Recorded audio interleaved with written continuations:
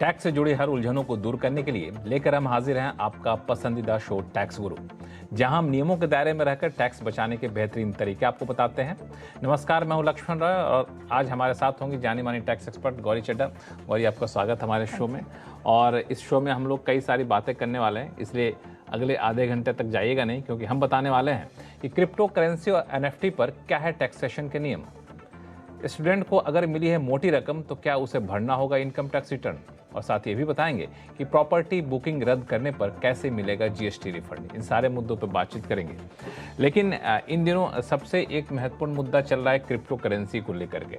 दरअसल जिस उत्साह के साथ लोगों ने उसमें पैसा लगाना शुरू किया था, करोड़ों रुपए लाखों रुपए कमा रहे थे, अब वो उत्साह खत्म होता दिख रहा है, क्योंकि उसमें नुकसान काफ़ी ज़्यादा हो रहा है। क्यों, सही कह रहा हूँ ना? बिल्कुल बिल्कुल। तो अब ये नुकसान हो रहा है तो लोगों को समस्या ये है कि जिन लोगों ने मोटा मुनाफा कमाया वो भी अब निकलना चाहते हैं।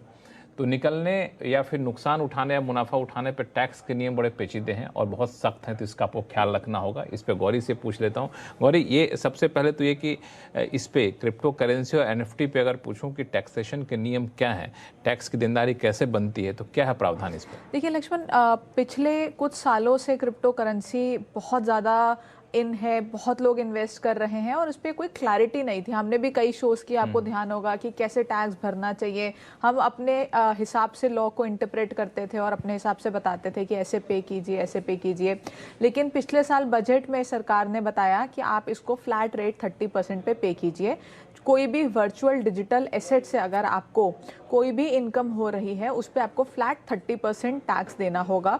अगर जब आप इसको बेच रहे हैं तो यानी कि जो खरीद रहा है उसको 1% TDS भी काटना होगा। और जो आपने नुकसान की बात की, क्योंकि अब बहुत लोगों को नुकसान हो रहा है इसमें, तो जो नुकसान है उसको आप ना तो कैरी फॉरवर्ड कर सकते हैं, ना ही किसी और इनकम के साथ इसको आप सेट ऑफ कर सकते हैं। तो रूल्स बहुत कॉम्प्लिकेटेड हैं, बहुत टफ रूल्स हैं।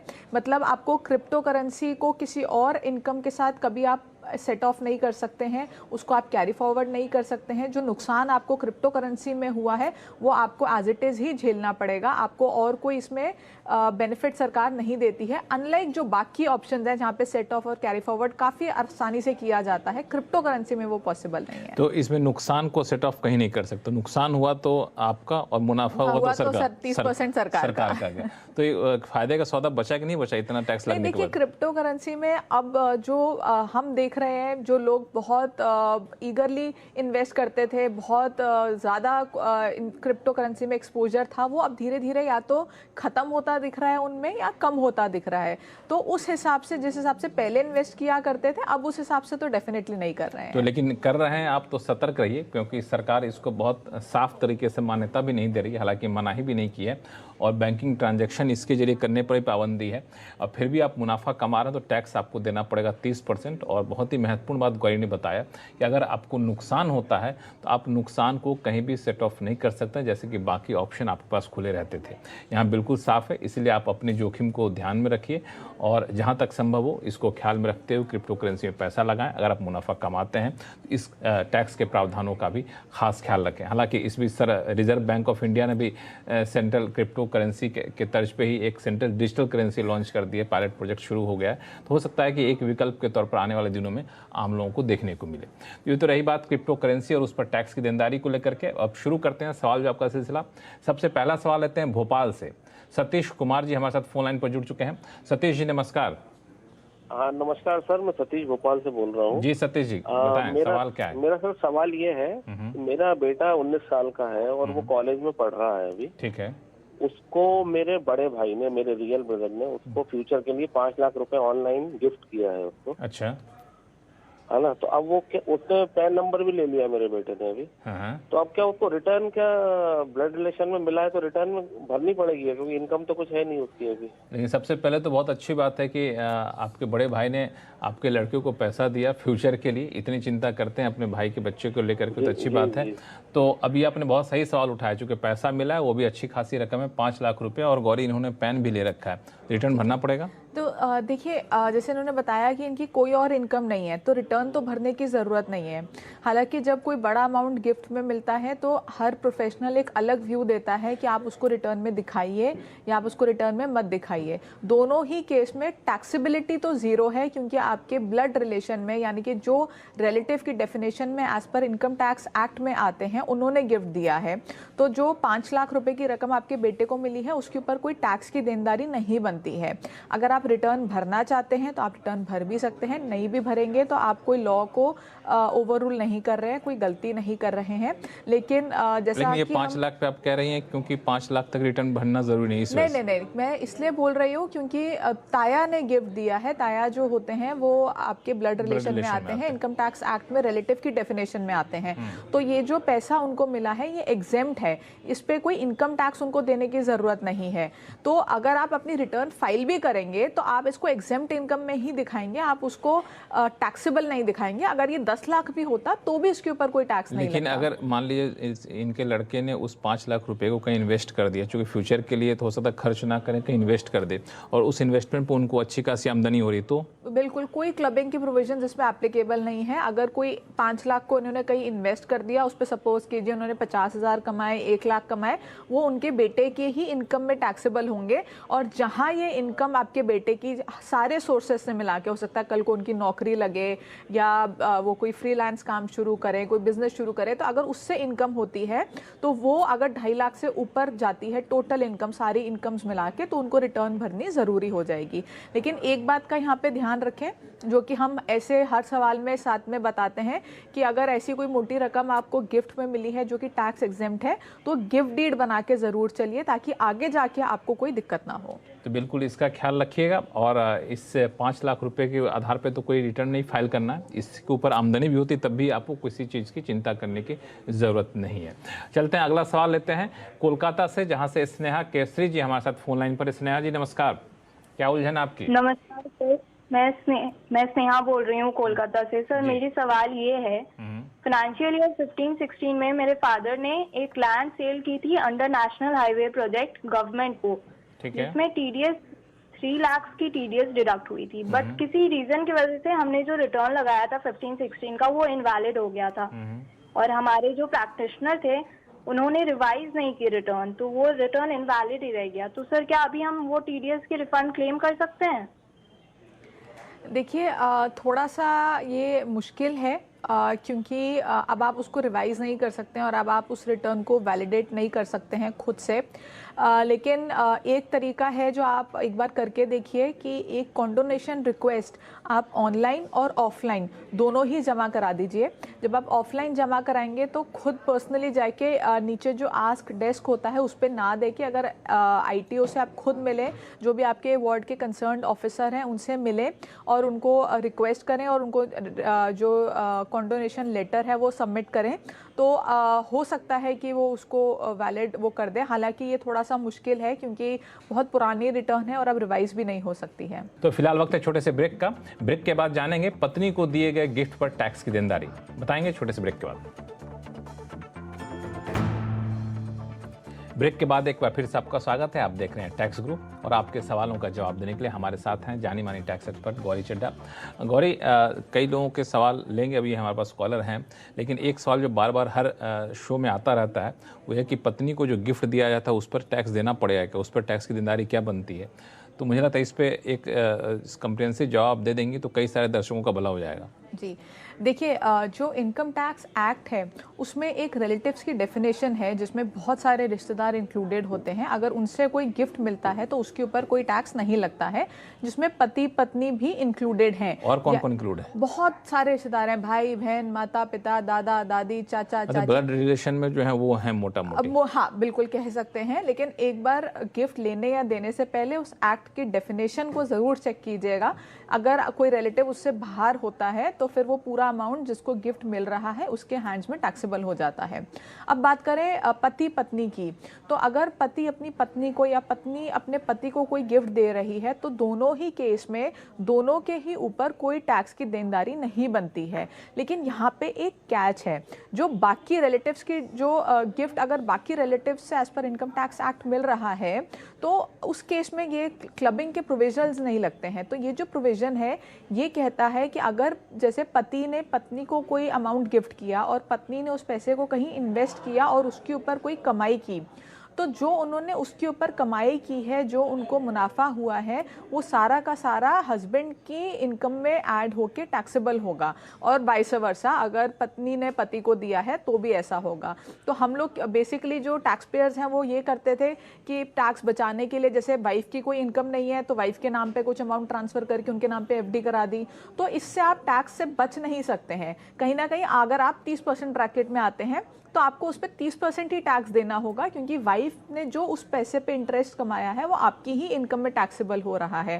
तो ये जो लूप होल है ये सरकार ने प्लग किया हुआ है कई सालों से, और इसमें आप जो टैक्स प्लानिंग करते थे या टैक्स इवेजन करने की कोशिश करते थे वो नहीं कर पाएंगे। तो इसमें एक सवाल और मेरे पास आया था, वो लोग कुछ लोग पूछ भी रहे थे, वो है कि सपोज़ करिए पति ने घर खरीदा और घर खरीद के वो दोनों के नाम पे रजिस्ट्री हुई, दोनों के नाम पे पैसा दिया, पति ने खुद दिया, और जो रेंट पे उसको दे दिया, और रेंट एग्रीमेंट जो है उस पत्नी के नाम पे और पत्नी के खाते में पैसे आता है, तो उस पैसे पे कौन टैक्स पे करेगा? पत्नी करेगी? उसमें भी अब पति ही पे करेगा, क्योंकि जो पति है वो डीम्ड ओनर है इस केस में। सारा पैसा क्योंकि पैसा उन्होंने पे किया के लिए तो पति ने ही दिया है, तो ये पति की ही इनकम मानी जाएगी।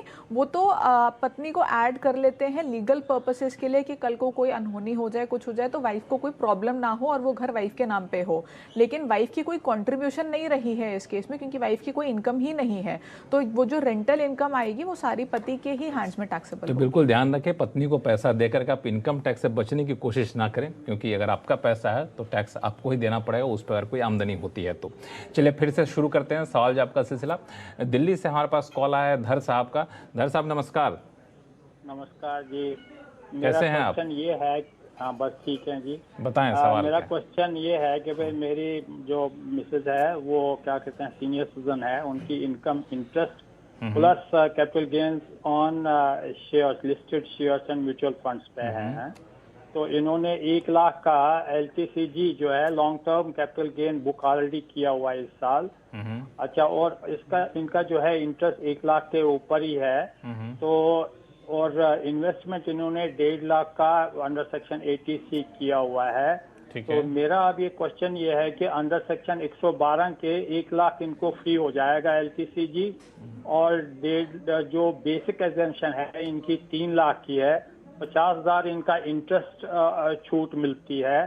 तो टोटल ये 6 लाख अगर हम इनको बुक कर लें अपना, बाकी 3 लाख इसमें शॉर्ट टर्म कैपिटल गेन में, तो ये क्या 3 लाख तक बुक कर सकते हैं without tax paying any tax? और दूसरा क्वेश्चन भी रिलेटेड है एक थोड़ा सा, इससे पहले कर लेते हैं। ठीक है, पहले इसका जवाब लेते हैं, फिर अगला सवाल आपसे पूछेंगे। आप कॉल पे बने रहिएगा जी। देखिए, जो आपका लॉन्ग टर्म और शॉर्ट टर्म कैपिटल गेन होता है वो अगर आपने बुक किया है किसी भी साल में और आपका बेसिक एग्जेम्पशन लिमिट में कुछ भी अमाउंट फ्री है, जैसे आपने बोला कि आपको 50,000 की इनकम हो रही है इनकम फ्रॉम अदर सोर्सेज में, और आपका बाकी 2.5 लाख, क्योंकि आपकी बेसिक एग्जेम्पशन लिमिट 3 लाख है क्योंकि आप सीनियर सिटीजन हैं, तो 2.5 लाख आपका फ्री पड़ा है।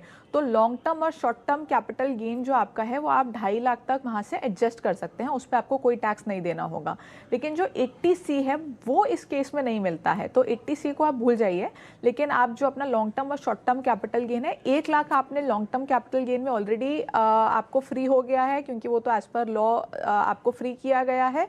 और उसके बाद आपका जो उसके ऊपर का लॉन्ग टर्म और शॉर्ट टर्म कैपिटल गेन होगा वो आप इस 2.5 लाख से एडजस्ट कर लीजिए। जैसे ही आप ये 3 लाख के ऊपर जाएंगे आपको उसके ऊपर टैक्स देना होगा। चलिए, तो अगला सवाल क्या है धर साहब?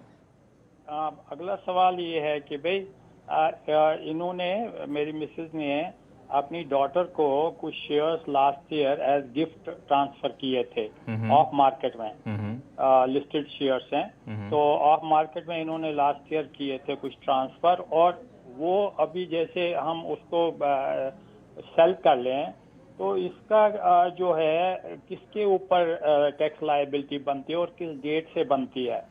ठीक है, तो देखिए, क्योंकि ये गिफ्ट किया है अपनी डॉटर को आपकी वाइफ ने, तो जब आपकी डॉटर इन शेयर्स को सेल करेंगी तो जो कॉस्ट ऑफ एक्विजिशन है वो लिया जाएगा जिस रेट पे आपकी वाइफ ने खरीदा था उसको, और डेट भी वही ली जाएगी। हालांकि ग्रैंडफादरिंग वगैरह का आपको प्रोविज़न आपको देखना पड़ेगा, लेकिन जो बेसिकली कॉस्ट ऑफ एक्विजिशन है और जो आपकी डेट ऑफ एक्विजिशन है वो प्रीवियस ओनर की ली जाती है, यानी कि आपकी वाइफ की। अगर आपकी वाइफ को भी वो कहीं से गिफ्ट मिला था तो उससे पहले जो ओनर थे उनकी कॉस्ट ऑफ एक्विजिशन या डेट ऑफ एक्विजिशन ली जाएगी, और जो टैक्स है वो आपकी डॉटर को पे करना होगा क्योंकि अब वो जो शेयर्स हैं वो उनके नाम पर हैं। चलिए, तो मुझे लगता है कि आपके सभी सवालों का जवाब मिल गया होगा।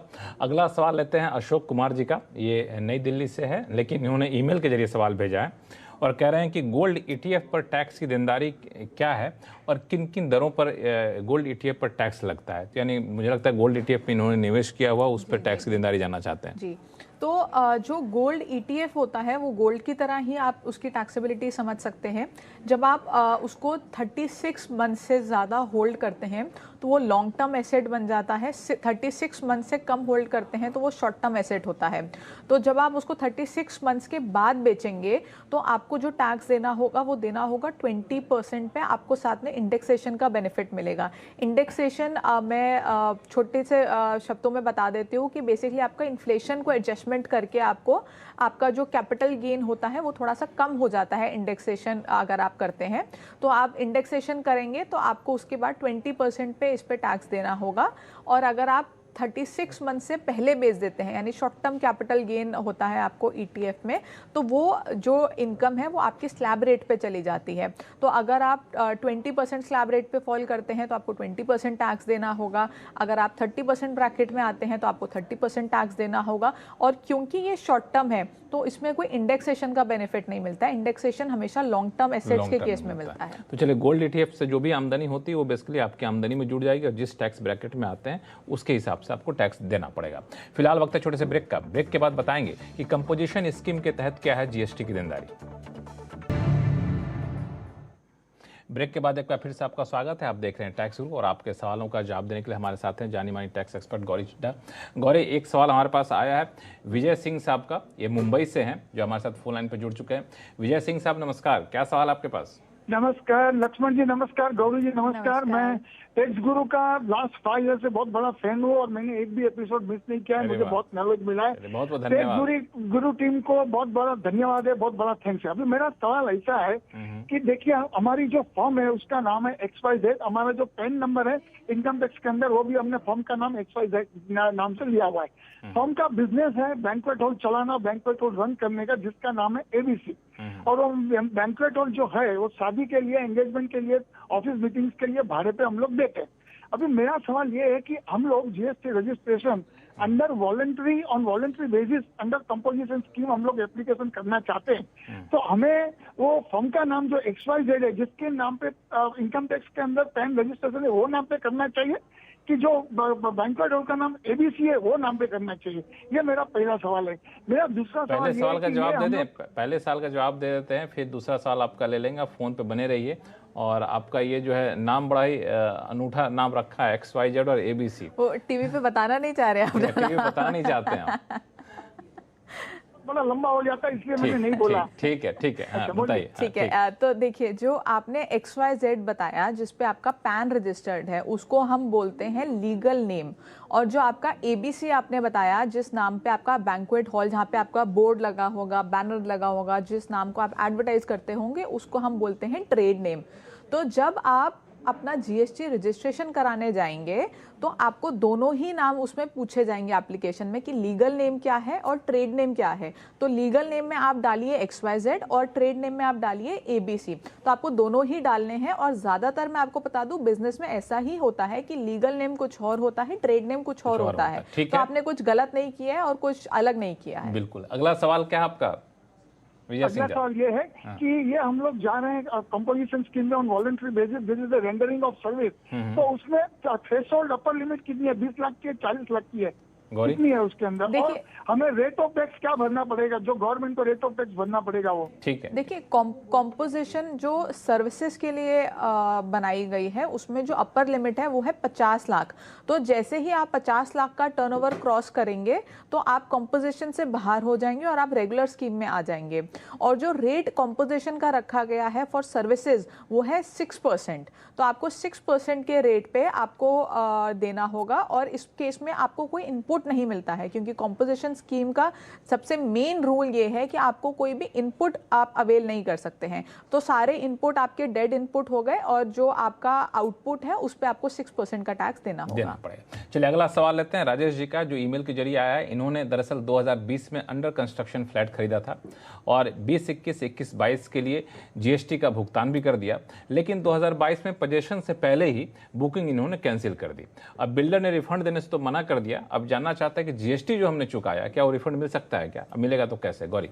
देखिए, थोड़ा सा मुश्किल है। यूजुअली ऐसे केसेस में जीएसटी का रिफंड बिल्डर देता नहीं है, लेकिन अगर कोई रिफंड दे सकता है, अगर आप बिल्डर को मना सकते हैं तो आप बिल्डर को बोलिए कि अपनी रिटर्न में जो आगे की रिटर्न्स वो भर रहे हैं उसमें एडजस्टमेंट करें। जो सेल की एडजस्टमेंट है B2C में वो एडजस्ट करें या क्रेडिट नोट इशू करें और दें। हालांकि मुझे ऐसा लगता है कि जो बिल्डर है उनको कन्विंस करना थोड़ा सा मुश्किल होगा, क्योंकि जो जीएसटी रिटर्न है वो जा चुकी होती है, तो कोई भी आगे की रिटर्न्स को अपना छेड़ना नहीं चाहता है। लेकिन आप कन्विंस कर सकते हैं तो वो आपको रिफंड दे दें। कोशिश करिए, शायद मिल जाए, लेकिन आसान नहीं होगा। तो गौरी, सभी सवालों का जवाब देने के लिए बहुत बहुत शुक्रिया। और टैक्स गुरु में फिलहाल इतना ही। आपके पास कोई भी सवाल हो, चाहे इनकम टैक्स से जुड़ा हुआ हो या फिर जीएसटी से, आप हमें लिख भेजिए tax@moneycontrol.com पर, और अपने सवाल के साथ अपना नाम और पता लिखना और मोबाइल नंबर लिखना ना भूलें, ताकि हम लोग आपसे लाइव सवाल जवाब कर सकें। देखते रहिए CNBC आवाज़। नमस्कार।